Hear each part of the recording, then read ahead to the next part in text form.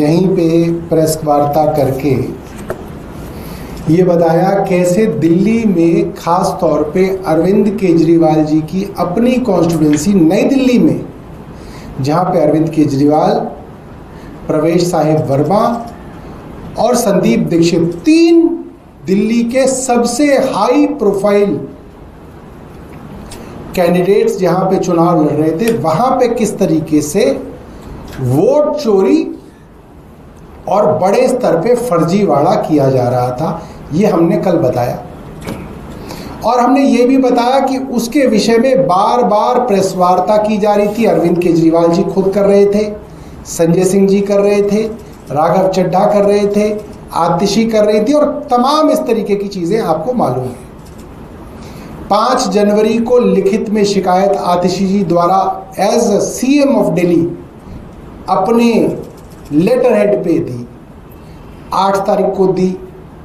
फिर 9 तारीख को जो एक विस्तृत शिकायत मिल के दी गई, उसके अंदर आप देखिए बाकायदा बताया गया कि किस किस तरीके से किस किस दिन कितनी वोट डिलीशन की फर्जी एप्लीकेशन दी गई। और इसके अंदर ये मांग की गई 4थे नंबर पे, criminal investigation to be initiated in cases of fraudulent identities being used for voter deletions.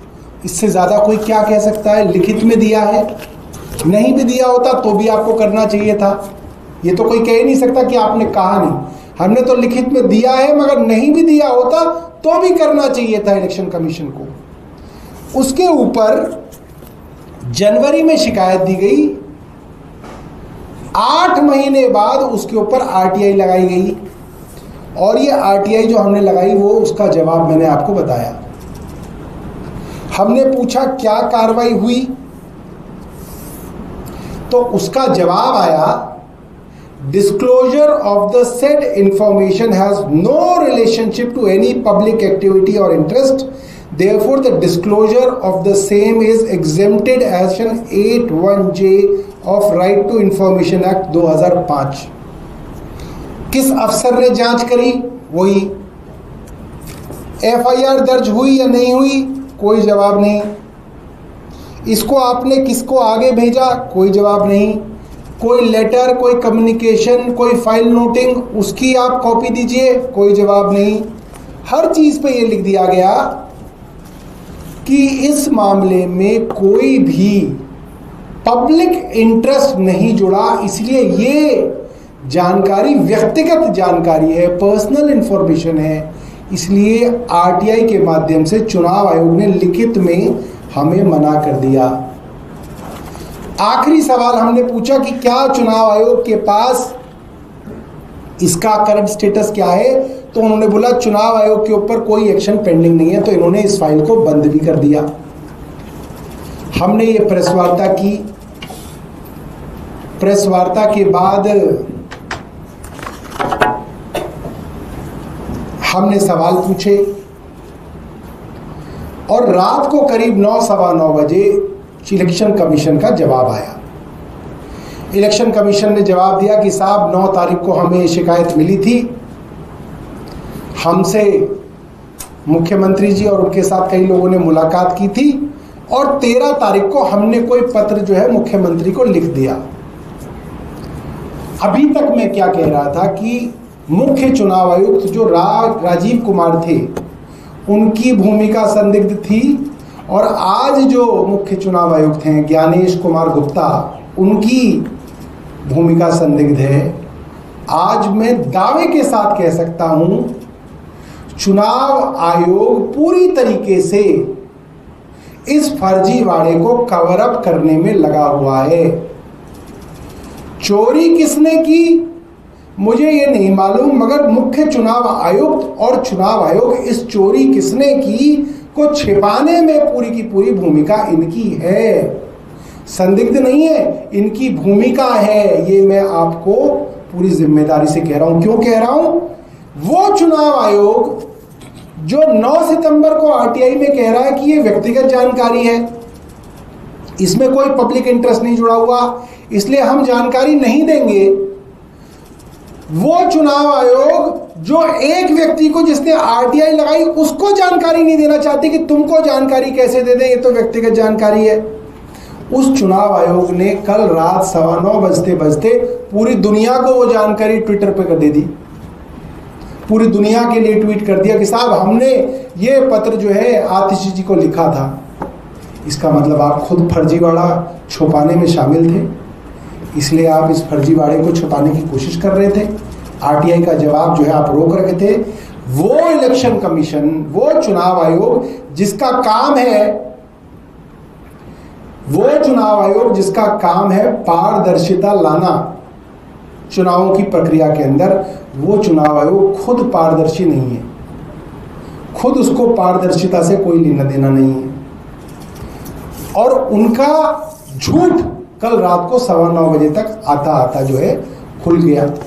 अब सवाल हमने, जब उन्होंने जवाब दिया इलेक्शन कमीशन ने, तो हमने उनसे लगे हाथ मुख्य सवाल पूछ लिए। हमने कहा ये जो अंग्रेजी आपने लिखी है मुख्यमंत्री को, उससे हमें क्या लेना देना? आप ये बताइए कि एफआईआर दर्ज हुई है तो उसकी कॉपी दीजिए। इतनी हाई प्रोफाइल कॉन्स्टिट्यूंसी के अंदर फर्जीवाड़ा किया जा रहा था, फ्रॉडुलेंट तरीके से इम्पर्सनेशन करके 6166 वोट डिलीशन की एप्लीकेशन डाली गई, जिनके नाम से डाली गई उन्होंने बोल दिया हमने डाली नहीं। उसकी आपने इन्वेस्टिगेशन कराने के लिए क्या किया आप बताइए? क्या आपने एफआईआर दर्ज कराई? क्या पुलिस ने अब तक उन लोगों को पूछताछ के लिए बुलाया? क्या पुलिस ने पता किया कि ये जो डिलीशन की एप्लीकेशन थी असलियत में कौन लोग दे रहे थे? क्या वो लोग भारतीय जनता पार्टी के तो नहीं है, या वो संदीप दीक्षित के तो नहीं है? क्योंकि शिकायत करता तो अरविंद केजरीवाल और अरविंद केजरीवाल की पार्टी है, तो इंटरेस्टेड पार्टी तो दो ही है, या तो संदीप दीक्षित है या प्रवेश साहिब सिंह वर्मा है। भारतीय जनता पार्टी ऐसे, आपको कुछ तो निकालना चाहिए था इसमें से, क्यों नहीं निकाला? क्यों चुनाव आयोग को इंटरेस्ट नहीं है? कांग्रेस में तो वैसे ही उनको कोई इंटरेस्ट नहीं है, सरकार भारतीय जनता पार्टी की है। तो इससे पूरा संदेह बढ़ता है कि ये भारतीय जनता पार्टी द्वारा फर्जीवाड़ा कहीं ना कहीं इनसे संबंधित हो सकता है। इसीलिए इसकी जांच भारतीय जनता पार्टी की पुलिस और भारतीय जनता पार्टी के अधीन इन्वेस्टिगेटिंग एजेंसी नहीं कर रही हैं, क्योंकि ये सीधे तार मिले हुए मिल जाएंगे अगर इन्वेस्टिगेशन की जाएगी। और मैंने ज्ञानेश जी को ट्विटर पे भी लिखा था, आप लोगों के माध्यम से भी बता रहा हूं, उनको बहुत शौक है एफिडेविट का, कि जो शिकायत हो वो एफिडेविट पे हो। तो मैं ज्ञानेश कुमार गुप्ता जी को कहना चाहता हूं कि मैं एफिडेविट हलफनामा देने के लिए तैयार हूं। कब आना है हलफनामा लेके, ज्ञानेश कुमार गुप्ता जी बता दें, क्योंकि वो ट्वीट बहुत खेलते हैं, तो ट्विटर पे बता दें, या प्रेस वार्ता करके बताना हो तो प्रेस वार्ता कर उनके बता दें। जब कहेंगे हम एफिडेविट लेके उनको दे देंगे, ताकि कल को कोई बहाना न रह जाए चुनाव आयोग के पास कि साहब ये तो सिर्फ इल्जाम लगाए थे, मुख्यमंत्री ने सिर्फ लिख के दिया था, साइन करके दिया था, हमें जो है एफिडेविट नहीं मिला। तो एफिडेविट की भी जो इच्छा है उनकी छिपी हुई, उसको भी हम जो है पूरा कर देंगे। एफिडेविट देने के लिए तैयार है। मैं चाहूंगा मीडिया के हमारे मित्र जो हैं एफिडेविट के बारे में चुनाव आयोग से पूछ लें, कब चाहिए, कहाँ चाहिए, हम लोग वहां पे उनको दे देंगे। बहुत बहुत धन्यवाद। कांग्रेस है, आपको कुछ तो निकालने के लिए तैयार हूं। कब आना है हलफनामा लेके, ज्ञानेश कुमार गुप्ता जी बता दें, क्योंकि वो ट्वीट बहुत खेलते हैं, तो ट्विटर पे बता दें, या प्रेस वार्ता करके बताना हो तो प्रेस वार्ता कर उनके बता दें। जब कहेंगे हम एफिडेविट लेके उनको दे देंगे, ताकि कल को कोई बहाना न रह जाए चुनाव आयोग के पास कि साहब ये तो सिर्फ इल्जाम लगाए थे, मुख्यमंत्री ने सिर्फ लिख के दिया था, साइन करके दिया था, हमें जो है एफिडेविट नहीं मिला। तो एफिडेविट की भी जो इच्छा है उनकी छिपी हुई, उसको भी हम जो है पूरा कर देंगे। एफिडेविट देने के लिए तैयार है। मैं चाहूंगा मीडिया के हमारे मित्र जो हैं एफिडेविट के बारे में चुनाव आयोग से पूछ लें, कब चाहिए, कहाँ चाहिए, हम लोग वहां पे उनको दे देंगे। बहुत बहुत धन्यवाद।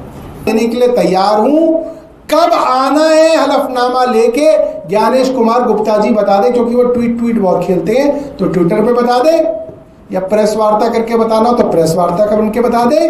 जब कहेंगे हम एफिडेविट लेके उनको दे देंगे, ताकि कल को कोई बहाना न रह जाए चुनाव आयोग के पास कि साहब ये तो सिर्फ इल्जाम लगाए थे मुख्यमंत्री, लेके उनको दे देंगे, ताकि कल को कोई बहाना न रह जाए चुनाव आयोग के पास कि साहब ये तो सिर्फ इल्जाम लगाए थे, मुख्यमंत्री ने सिर्फ लिख के दिया था, साइन करके दिया था, हमें जो है एफिडेविट नहीं मिला। तो एफिडेविट की भी जो इच्छा है उनकी छिपी हुई, उसको भी हम जो है पूरा कर देंगे। एफिडेविट देने के लिए तैयार है। मैं चाहूंगा मीडिया के हमारे मित्र जो हैं एफिडेविट के बारे में चुनाव आयोग से पूछ लें, कब चाहिए, कहाँ चाहिए, हम लोग वहां पे उनको दे देंगे। बहुत बहुत धन्यवाद। ऐसे ही तमाम बड़ी खबरों से जुड़े रहने के लिए हमारे YouTube channel TSW news Hindi को सब्सक्राइब करें। वीडियो को लाइक, कमेंट, शेयर करना बिल्कुल ना भूलें।